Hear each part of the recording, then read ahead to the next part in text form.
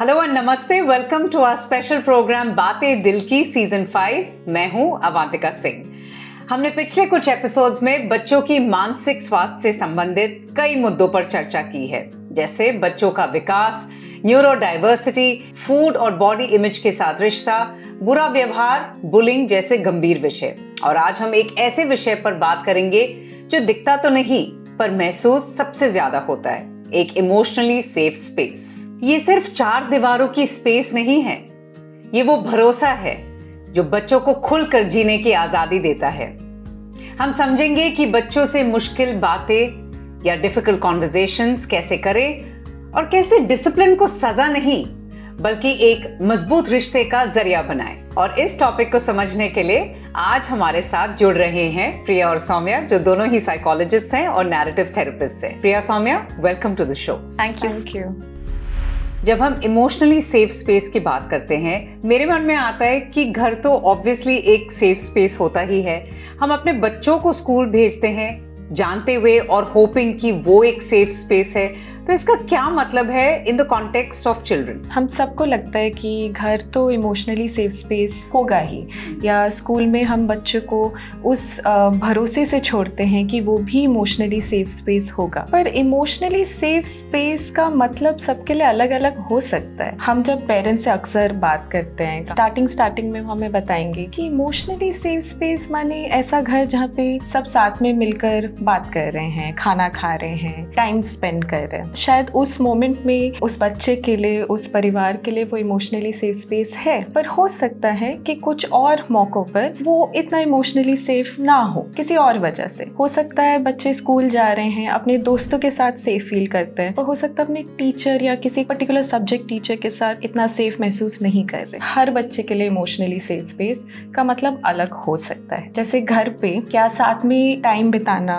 साथ में एक्टिविटीज करना सिर्फ वही इमोशनली सेफ होता है, या मैं अपनी बात खुल के रख सकती हूँ, कोई चीज़ मुझे थोड़ी परेशान कर रही है, मम्मी पापा शायद नहीं समझेंगे पर क्या वो सुनने को रेडी है, क्या वो इमोशनली सेफ होता है। मम्मी पापा ने मुझे बताया कि मैं उनको जाके कुछ भी बोल सकती हूँ, पर शायद मैं अभी कंफर्टेबल नहीं हूँ इस पर्टिकुलर टॉपिक के बारे में बात करने के लिए। जैसे एडोलेसेंस के साथ हम कई बार देखते हैं व्हेन इट कम्स टू या सेफ्टी या रोमांटिक रिलेशनशिप, बहुत इजी नहीं होता है अपने पेरेंट्स के साथ जाके ये बात शेयर करना। तो वो कई बार सोचते हैं कि शायद मैं अपने सिबलिंग के साथ शेयर कर सकती हूँ, या मुझे अभी अपने दोस्तों के साथ ही शेयर करना है।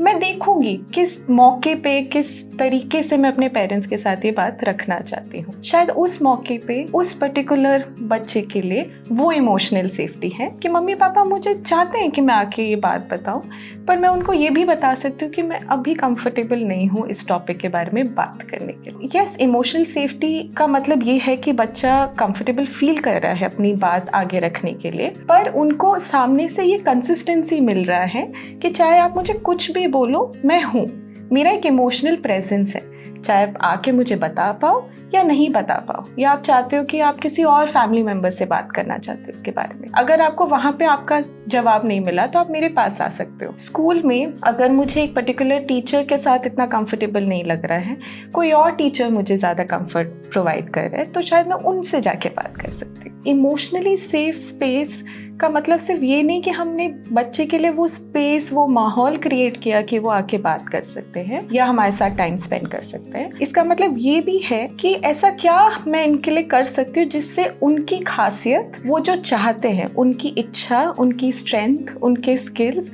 उसको भी इम्पोर्टेंस मिल रही है।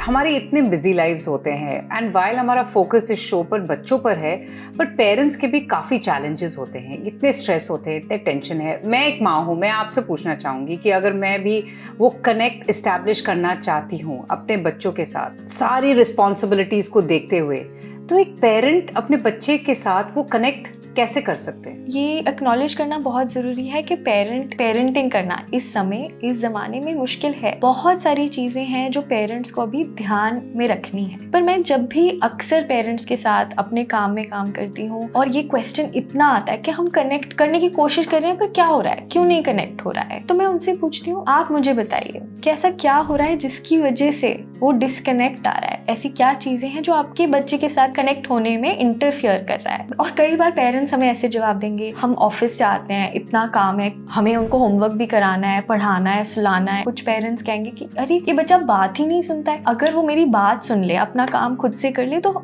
लाइफ में हम ऑब्वियसली फिर और टाइम होगा कुछ करने का। तो मैं इस समय पेरेंट्स को कहती हूँ आप रुकिए, यहाँ पे क्या हो रहा है, ये एक साइंस है डिस्कनेक्ट होने के, राइट। कि हम चाहते हैं कि शायद हमारी रोजमर्रा की जिंदगी में इतनी सारी जिम्मेदारियां हैं कि हम चाहते हैं कुछ तो आराम हो, और वो आराम हो कि बच्चा अपना काम खुद से कर ले। हमारे माइंड में होता है कि बच्चा कोई चीजें अपने आप कर पाए, या कुछ ऐसी उम्मीदें होती हैं बच्चों से लेकर कि वो पूरी कर पाए, पर शायद बच्चा वो अलग तरीके से करता है। जैसे कि शायद बच्चे का काम है कि वो अपना होमवर्क लास्ट मिनट पे करे, कल सुबह सबमिशन है तो आज रात को करे, पर आपकी उम्मीद बच्चे से है कि नहीं नहीं नहीं, तुम्हें संडे को करना चाहिए था काम जो वेंसडे को सबमिशन है। तो वहां पर ये खिटपिट होती है, और इसकी वजह से पेरेंट्स से भी लड़ाई होती है, झगड़ा होता है, बहुत ज्यादा डिस्कनेक्ट होता है। तो मैं अक्सर पेरेंट्स को कहती हूँ, कनेक्ट करने से पहले हमें खुद सोचना है और रुकना है कि ऐसा हमारी जिंदगी में क्या हो रहा है, या हम क्या सोच रहे हैं जो डिस्कनेक्ट पैदा कर रहा है। और इसके लिए कुछ चीजें जो मैं सजेस्ट करती हूँ पेरेंट्स को, क्या क्या चीजें आ रही हैं डिस्कनेक्ट में, कोई ऐसी आपकी उम्मीद है, आशा है जो बच्चा पूरी नहीं कर पा रहा है। और ये क्वेश्चन बहुत मुश्किल होता है पेरेंट्स के लिए जवाब देना, बिकॉज उनके लिए तो बच्चे अच्छे होते ही हैं। तो इसको हिम्मत से अगर हम जवाब दे पाए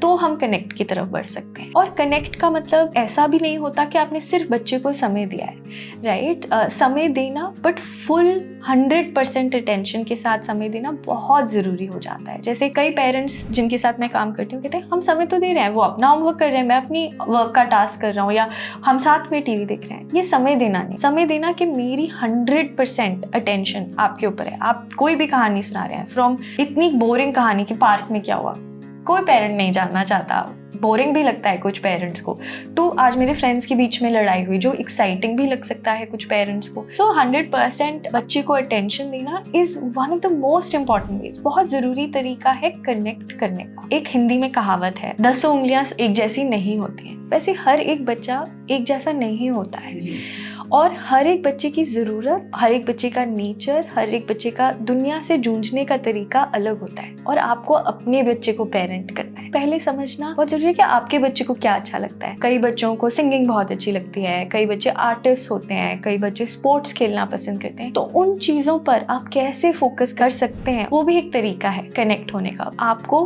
अपने बच्चे के लिए पेरेंट करना है। जिस तरह से हर एक बच्चा अलग होता है, उसी तरह से हर एक पेरेंट अलग होता है, और उनके बच्चे के साथ कनेक्ट करने का तरीका भी अलग होता है। गलतियां हम सभी करते हैं, और छोटे बच्चे तो बहुत सारी गलतियां करेंगे, एंड बहुत सारी गलतियों को नज़रअंदाज भी करना इम्पॉर्टेंट है। बट जब वो गलतियां बार बार बार रिपीटेड हो जाता है तो फ्रस्ट्रेटिंग भी होता है, एंड रियलिस्टिकली हर पेरेंट को गुस्सा भी आता है। तो how should a parent respond जो ये बार बार की गलतियां होती है? क्या आपको लगता है कि कभी कभी पनिशमेंट भी जरूरी है? कई बार हम उस इक्वेशन में हम भूल जाते हैं कि शायद बच्चा भी फ्रस्ट्रेट हो रहा है, कुछ ना कुछ तो है जो बच्चे को और मुझे एज अ पेरेंट फ्रस्ट्रेट कर रहा है। इसके बारे में ऐसा क्या है, हमारा माइंड सबसे पहले जाता है कि इनसे तो हो ही नहीं पाएगा। मेरे पास कुछ पेरेंट्स आते हैं जो कहते हैं कि उनको लगता है कि उनसे कुछ नहीं हो पा रहा है, कि मैं ही ठीक से पेरेंट नहीं कर पा रही हूँ, मेरा बच्चा बार बार गलतियाँ कर रहा है, मुझे एहसास हो रहा है कि शायद मेरे पेरेंटिंग में कुछ कम है, मैं शायद अच्छी माँ नहीं हूँ, अच्छे पिता का काम नहीं कर पा रहा हूँ।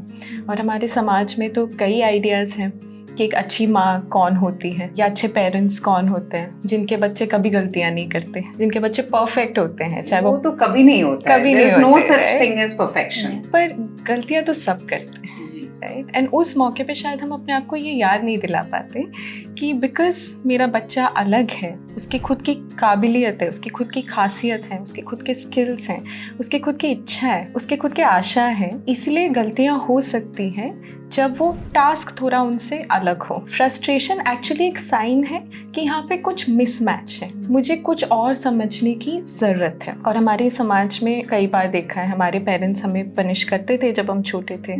अगर हम देखें तो हमारे पेरेंट्स को भी पनिशमेंट मिलती थी जब वो छोटे थे। तो कुछ ideas around punishment generation to generation pass on हुए हैं, पर पनिशमेंट का एक्चुअली इंटेंशन क्या है, हम क्यों बच्चे को पनिशमेंट देते हैं? एक आइडिया है, एक ब्रॉड आइडिया है कि पनिशमेंट से उनको स्ट्रिक्टली पता चलेगा कि इस चीज़ को सुधारना है, इस चीज़ को संभालना है, इस मिस्टेक को संभालना है। अगर हम बच्चे के पॉइंट ऑफ व्यू से देखें, वो तो डर जाते हैं। अक्सर वो पनिशमेंट से डर के वो मिस्टेक या तो दोबारा करते हैं या समझ नहीं पाते कि मिस्टेक में एक्चुअली प्रॉब्लम क्या था। क्योंकि पनिशमेंट की वजह से फोकस जा रहा है कि आप गलत हो, ये नहीं कि ये एक्शन गलत था या ये तरीका गलत था। अगर पनिशमेंट से बच्चे को ऐसा लग रहा है कि मेरे को कोई ब्लेम कर रहा है या मैंने कुछ किया, मुझे इससे बहुत शर्मिंदा महसूस हो रहा है, उससे बच्चा वो एक्शन अपने से अलग नहीं कर पाते और ये नहीं समझ पाते कि अब इसको कैसे सॉल्व करें। तो पनिशमेंट एक्चुअली ज़्यादा स्कोप नहीं देता है पेरेंट्स और बच्चों को साथ में आके समझने के लिए कि एक्चुअली यहाँ प्रॉब्लम क्या थी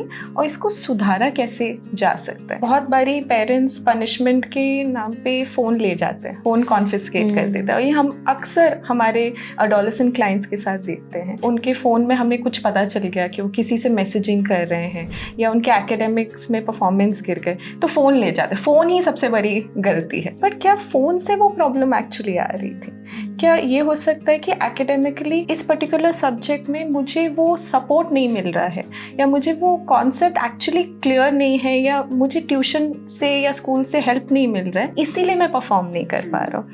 या शायद मेरा स्किल इस किसी और सब्जेक्ट में है और मैं वहाँ बहुत अच्छे से परफॉर्म कर रहा हूँ, इस सब्जेक्ट में नहीं कर पा रहा हूँ एंड हेंस मेरे मार्क्स गिर रहे हैं। फोन लेना उस समय एक पेरेंट का इंस्टिंक्टिव रिएक्शन होता है अपने बच्चे को बचाने के लिए। क्या आप मानते हो? क्योंकि उस टाइम वो बच्चा बहुत ही डिस्ट्रैक्टेड हो रखा है, तो just to take that stimulant, वो फोन लेना is a good step to take and then one can sit and analyse कि भाई प्रॉब्लम कहाँ है। एक्चुअली हम जब बच्चों से पूछते हैं ना, बहुत बच्चे बोलते हैं कि फ़ोन डिस्ट्रैक्शन नहीं है, फ़ोन हमें हेल्प करता है टू डिकम्प्रेस, हमें हेल्प करता है कि हाँ हमें थोड़ा सा रेस्ट मिलता है, हमें माइंड को एक्सरसाइज करने का ब्रेक मिलता है माइंड को एक्सरसाइज करने से। ऑफ कोर्स फ़ोन शायद कुछ लोगों के लिए डिस्ट्रैक्शन भी होता है, तो वो एक आंसर फिक्स हो गया है कि फ़ोन से ही डिस्ट्रैक्शन होता है।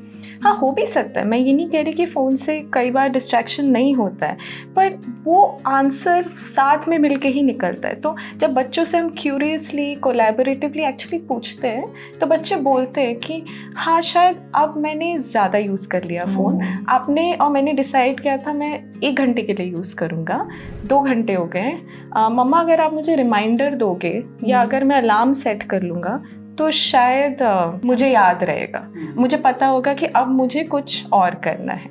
तो इसका आंसर और इसका अप्रोच साथ में निकलता है। पनिशमेंट एक बहुत एक्सट्रीम फॉर्म ऑफ डिसिप्लिन होता है। हालांकि हम भी काफ़ी पनिश हुए हैं क्लास में, घर में। मेरा स्ट्रेट आपसे एक क्वेश्चन है कि पेरेंट्स बच्चों को कैसे डिसिप्लिन करें? ये सवाल हम सबसे ज़्यादा फेस करते हैं अपने काम में। हर एक पेरेंट के पास यही सवाल है कि हम बैलेंस कैसे करें, क्या आप सिर्फ प्यार करें और डिसिप्लिन ना करें, या सिर्फ डिसिप्लिन करें, या कितना discipline is good discipline, enough discipline, and कितना प्यार इज गुड प्यार also. Right. And I think इसका कोई एक सीधा जवाब नहीं है। ये भी कहीं ना कहीं हमें पहुंचना है साथ में मिलकर, as a parent, as a child, कि हमारे लिए क्या वर्क करता है। पहले हम समझे कि हमारे लिए क्या चीज होती है डिसिप्लिन और उसके अंदर क्या क्या चीजें आती हैं। जैसे कई पेरेंट्स के लिए डिसिप्लिन है आप सुबह टाइम से उठो, अपने आप तैयार हो, स्कूल जाओ, अपना काम सब खुद से करो। ये आपके लिए, पेरेंट्स के लिए अक्सर ये डिसिप्लिन होता है। पर बच्चे के लिए डिसिप्लिन अलग तरीके से रख सकता है। बच्चे के लिए डिसिप्लिन हो सकता है, ठीक है मेरी जिम्मेदारियां ये हैं, मुझे अपना काम कंप्लीट करना है, मुझे अपना बैग पैक करना है, ये मेरे लिए ये डिसिप्लिन है। मेरे लिए ज़रूरी नहीं है कि मुझे एक चीज़ इसी ऑर्डर में करनी है। पेरेंट्स की डेफिनेशन है कि आपको क्या क्या जिम्मेदारियां लेनी है और बच्चे की डेफिनेशन एक पन्ने पे आए, हम सेम पेज पर आकर उसके बारे में चर्चा कर पाएँ। बट कई बार मैंने अपने काम में ऐसे देखा है कि डिसिप्लिन को हम लोग कंफ्यूज करते हैं रूल्स से। जैसे कुछ बाउंड्रीज होती हैं बच्चों के लिए जो पेरेंट्स चाहते हैं कि उन्हें पता हो, उनकी शारीरिक, मानसिक, इमोशनल सेफ्टी के लिए, जो बहुत ज़रूरी होती हैं। जैसे कई पेरेंट्स ने मेरे साथ एग्जाम्पल ये यूज़ किया है कि अब वो छोटे थे तो हम छोटे बच्चे को ये थोड़ी ना कह सकते हैं कि तुम कुछ भी उठा के खा लो, हमें उन्हें रोकना पड़ता है। एंड मैं कहती हूँ बिल्कुल उस समय शायद वो बहुत ज़रूरी था कि आप बहुत डिफिनेटिव, बहुत स्ट्रेट फॉरवर्ड आंसर दीजिए कि हाँ ये सही है, हाँ ये गलत है। पर जैसे जैसे बच्चा बड़ा हो रहा है वैसे वैसे उनके भी अनुभव आ रहे हैं और उनको भी शायद एक माध्यम चाहिए आपके साथ डिसाइड करने के लिए कि क्या आप सही है क्या गलत है। तो जो चीज़ आप शायद 5-6 साल की उम्र के बच्चे को समझा सकते थे, शायद 14-15-16 साल के बच्चे के साथ आपको समझना पड़ेगा उनके साथ, बिकॉज उनको भी पता है उनकी लाइफ में क्या ज़रूरी है। और इसी तरह अगर आप कोलैबोरेट करें, आप बोल सकते हैं, आप सजेस्ट कर सकते हैं। ऐसा भी है कि पेरेंट्स भी बदल रहे हैं, काफ़ी अवेयरनेस है। मैं ये भी मानती हूँ कि हमारी जनरेशन के पेरेंट्स भी काफ़ी मेहनत करते हैं। कितने पेरेंट्स ट्राई करते हैं, खूब मेहनत करते हैं अपने बच्चों को जानने के लिए, वो कनेक्ट एस्टैब्लिश करने के लिए, बट कभी कभी उनको भी लगता है दैट इट्स नॉट इनफ। तो क्या बच्चों की एक्सपेक्टेशंस अपने पेरेंट्स से बदल रही है? कई बार पेरेंट्स को लगता है कि एक रूल बुक है गुड पेरेंटिंग और बैड पेरेंटिंग में। क्या पेरेंट्स काफ़ी कर रहे हैं? हाँ, बच्चों के लिए ये दुनिया बदल गई है, उनके एकेडमिक डिमांड्स बदल गए हैं। जितना हम पहले पढ़ते थे स्कूल में, अब उससे ज़्यादा पढ़ रहे हैं। करियर में कंपटीशन आ गया है, एजुकेशन में कंपटीशन आ गया है, सब कुछ में कंपटीशन है। और वो सेम कंपटीशन पेरेंट्स भी फेस कर रहे हैं। अपने इकलौते रोल को बैलेंस करते करते थक जाते हैं। मेरा बच्चा अच्छे स्कूल में दाखिल हो, मेरा बच्चा अच्छा कॉलेज में जाए, मेरा बच्चा बड़े होकर उतना इंडिपेंडेंट, उतना रिस्पॉन्सिबल बने, अपनी फैमिली, अपना करियर, अपना फ्यूचर भी हैंडल कर सके। यही तो पेरेंट्स चाहते हैं। पर उसमें भी काफ़ी स्ट्रेस है हर चीज़ को बैलेंस करते करते, specially for working mothers, right? Working and non working mothers of course, but also working mothers who are managing work, पर उसके साथ साथ वो घर पे भी अपने बच्चों को देख रहे हैं। और शायद मैं ये इसलिए ये बात को आगे ला रही हूँ क्योंकि समाज में अभी भी फादर और मदर के रोल में थोड़ा सा डिफरेंस है। फादर्स ऑफिस से काम करके थक कर आते हैं, फिर बच्चों को थोड़ा बहुत देखते हैं, फिर मदर्स भी आती हैं, बच्चों के पढ़ाई में पूरी इन्वेस्टेड होते हैं। थोड़ा बहुत इम्बैलेंस तो है वहाँ पे, राइट? मुझे तो लगता है बहुत इम्बैलेंस है, राइट? तो अगेन आई थिंक वहाँ पे हल ये है कि दोनों पेरेंट्स साथ में आके किसी प्रॉब्लम का हल कैसे ढूंढ सकते हैं। क्या बच्चे पेरेंट्स से ज़्यादा एक्सपेक्ट कर रहे हैं आप? हाँ, शायद। क्या ये बुरी बात है? मुझे नहीं पता, बिकॉज हो सकता है बच्चे भी अपने पेरेंट्स को अब रिस्पॉन्सिबल रखना चाहते हैं, जैसे कि पेरेंट्स अपने बच्चों को रिस्पॉन्सिबल रखना चाहते हैं, राइट? अगर हम रिस्पॉन्सिबिलिटी की बात करें तो वो 2 वे स्ट्रीट है, राइट? शेयर्ड रिस्पॉन्सिबिलिटी जिसको हम कहते हैं। अगर पेरेंट्स को ये अंदाज़ा लग रहा है कि शायद हम इस चीज़ की मदद लेकर अपनी पेरेंटिंग को थोड़ा बेटर कर सकते हैं मेरे बच्चे के लिए और मेरे बच्चे के भविष्य के लिए, बच्चों को भी वो इन्फॉर्मेशन मिल रही है कि जिस तरीके से मुझसे बात करी गई थी या जिस तरीके से मुझे ट्रीट करा जा रहा है घर पे या स्कूल पे, वो शायद ठीक नहीं है। बच्चे भी अपनी अंडरस्टैंडिंग, अपने नॉलेज से ऑपरेट करते हैं, उनको भी समझ आता है कि ये सही है, ये गलत है, और यहाँ पे शायद मेरे पेरेंट्स और बेटर हो सकते हैं। तो वहाँ पे हम जब जब क्यूरियस होते हैं, हमें तब तक उस आंसर का और स्कोप मिलता है।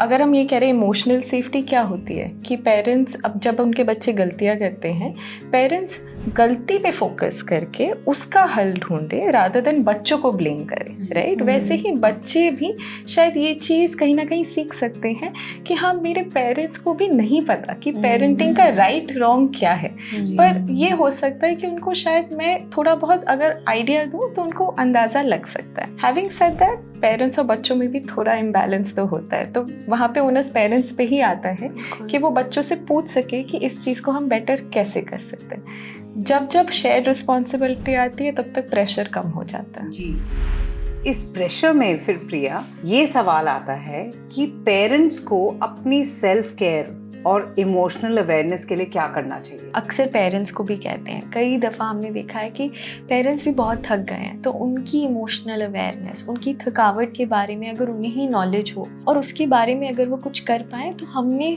हमेशा देखा है कि रिश्ते में बहुत बदलाव आता है। हम ये नहीं कह रहे कि हमेशा वो सुधार होगा या कुछ बेटर होगा, पर बहुत हमने बदलाव देखा है अगर पेरेंट्स एक समय में समझ पाए कि वो क्या महसूस कर रहे हैं। आई थिंक अभी भी हमारे समाज में एक्सपेक्टेशन है कि आप पेरेंट हो तो आपकी दुनिया बच्चे हैं, आप अपनी जो जिम्मेदारियां हैं वो सेकंड आती हैं, आपकी जो ज़रूरतें हैं वो सेकंड आती हैं, और बच्चे की ज़रूरतें अहमियत ले लेती हैं। और ये कई दफ़ा सही भी होता है, कई दफ़ा आपके बच्चों को आपकी बहुत ज़रूरत होती है, लेकिन उसके साथ साथ ये भी बहुत ज़रूरी है कि हम अपने लिए खड़े हो पाएँ, हम अपनी ज़रूरतों को समझ पाएँ, अपनी मानसिक और इमोशनल सेफ्टी को भी समझ पाएँ और उसको भी समय दे पाएँ। कई पेरेंट्स के साथ मैं काम करती हूँ तो मैं उन्हें भी कहती हूँ कि कि ऐसी क्या चीज़ें हैं जो आपको आपकी आइडेंटिटी देती हैं। और अक्सर हमने अपने समाज में ये देखा है कि पेरेंट्स की आइडेंटिटी सिर्फ पेरेंट पे ही रह जाती है, मदर्स की आइडेंटिटी सिर्फ मदर्स तक रह जाती हैं। वो कोई प्रोफेशनल, उनका करियर की आइडेंटिटी नहीं एक इम्पॉर्टेंट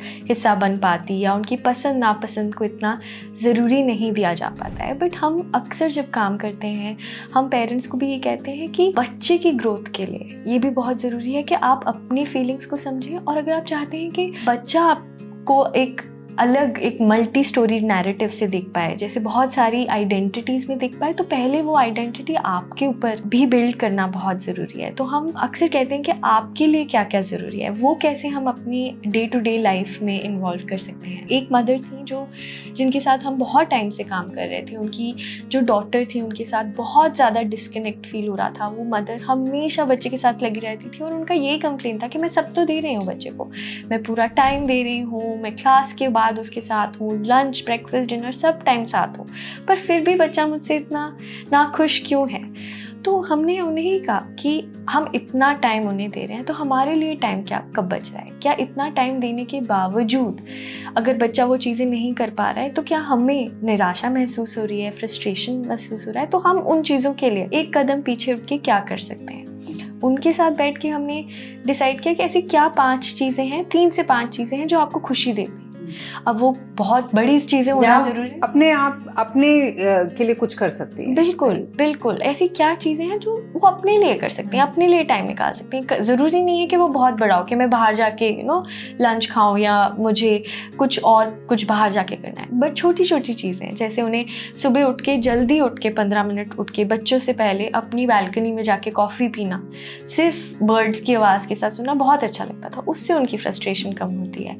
कुछ पेरेंट्स ने कहा है कि बस अगर हम लोग थोड़ा टाइम, बच्चे जब स्कूल चले जाते हैं तो हम थोड़ा सा पावर नैप ले लें, दोपहर की नींद पूरी कर लें, तो वो बहुत अच्छा लगता है। या बहुत पेरेंट्स के साथ इवनिंग वॉक, बच्चे कुछ भी कर रहे हैं, उनकी इवनिंग वॉक, पार्क में जाके अपने दोस्तों के मिलना, वो बहुत ज़रूरी है। तो इससे हम उनकी बहुत सारी आइडेंटिटीज़ को बिल्ड कर पा रहे हैं। हम इनकरेज करते हैं मदर्स को कि अगर आपका करियर आपको खुशी देता है तो करियर गिव अप करना ज़रूरी नहीं है to be a good mother. बहुत ज़रूरी है कि आप खुश रहें बच्चे के साथ। टाइम स्पेंड करना ज़रूरी है, पर वो कितना टाइम स्पेंड कर रहे हैं उससे ज़्यादा ये ज़रूरी है कि जितना टाइम आप स्पेंड कर रहे हैं वो खुशी के साथ कर रहे हैं। अगर बच्चे के साथ बहुत ज़्यादा खिटपिट हो रही है या बहुत ज़्यादा फ्रस्ट्रेशन फील हो रही है, तो हम एक समय लें समझने के लिए कि हम क्या महसूस कर रहे हैं और उसकी तरफ काम करें छोटे छोटे कदमों के साथ। क्या कभी कभी इतना फोकस कनेक्शंस पर या बिल्डिंग इमोशनल सेफ्टी, क्या उसका उल्टा असर पड़ जाता है बच्चों पर? ज़रूर मानते हैं कि हाँ, इमोशनल डिस्कनेक्ट कंपैरिजन से होता है, बच्चे को ब्लेम करने से होता है, शेम करने से होता है, उनके बीच में कंपटीशन, प्रेशर इंक्रीज करने से होता है, ह्यूमिलिएशन से होता है। तो फिर अगर इमोशनल कनेक्ट का मतलब ये है कि मैं उनके पॉजिटिव्स पे ध्यान दूँ, मैं उनके स्ट्रेंथ्स पे ध्यान दूँ, तो क्या वो हमारी बात भूल जाएंगे? क्या वो हमें फॉर ग्रांटेड ले लेंगे? क्या वो हमारी बात सुनना बंद कर देंगे? उनको डर लगता था कि क्या टू मच कनेक्शन का मतलब है हमें उनको हमेशा प्रोटेक्ट करके रखना है, नहीं, कि हमें हर चीज़ पे ध्यान रखना है, उनके हर डेली रूटीन का हमें पता होना चाहिए। तो वहाँ पे मेरा सवाल उनसे ये होता है कि प्रोटेक्शन का इरादा क्या है, या वहाँ पे कनेक्ट का इरादा क्या है? कि मैं आपके लिए वहाँ पे हूँ जहाँ पे आपको मेरी ज़रूरत है, और आप गलती करोगे, पर आप गलती को कैसे फिक्स करना है, उससे कैसे सीखना है, वो भी मुझे पता है, मुझे भरोसा है, उतना ट्रस्ट है। क्योंकि कई बार पेरेंट्स को लगता है कि मुझे कनेक्ट करना चाहिए ताकि बिल्कुल ही गलती ना हो। गलती को हम नहीं कंट्रोल कर सकते, गलतियाँ वो भी करेंगे, हम भी करेंगे, पर उतना ट्रस्ट होना चाहिए कि मैं कनेक्ट कर रही हूँ ताकि आप गलती करो, चाहे आपको बुरा भी लगे, पर आपको पता है कि गलती जीने का हिस्सा है और मैं सुधारूंगी, मैं समझूंगी, मुझे कोई जज नहीं करेगा, मैं गलती करूंगी पर मुझे एक्सेप्ट भी करेंगे। तो वहाँ पे मेरा क्वेश्चन है कि टू मच कनेक्शन एक्चुअली बुरी चीज़ नहीं है, या टू मच कनेक्ट होता भी क्या है, मैं ये सवाल भी रखूंगी। कनेक्शन का इरादा उस बच्चे के हिसाब से होना चाहिए। हर बच्चा दूसरे बच्चे से अलग होता है, उनकी खासियत, उनकी काबिलियत अलग होती है। दैट मीन्स कि मेरा कनेक्ट भी अलग दिखेगा। कुछ पेरेंट्स को डर लगता है या उनको लगता है वो इनफ नहीं करे कनेक्ट करने के लिए, क्योंकि कोई और पेरेंट कुछ और तरीके से कनेक्ट कर रहा है। वहाँ पे आई वुड से कि कनेक्ट करना हमेशा अलग दिखता है और उस बच्चे और उस पेरेंट के बीच का एक यूनिक प्रोसेस होता है। आज की इस बातचीत से हमें ये तो समझ में आ गया है कि बच्चे तभी बात करते हैं जब उन्हें पता हो कि उन्हें सुना जाएगा, जज नहीं किया जाएगा। हमारी थोड़ी सी इमोशनल अवेयरनेस उनके लिए एक सेफ दुनिया बना सकती है। सौम्या एंड प्रिया, आपका बहुत बहुत शुक्रिया for this very important discussion और उम्मीद है कि इस गुफ्तगू के बाद हम सब अपने बच्चों के लिए वो भरोसा बन पाएंगे जहां हर मुश्किल बात आसान हो जाए। अगली बार फिर जुड़ेंगे एक नए विषय के साथ, तब तक के लिए नमस्ते। बातें दिल की, बातें दिल की।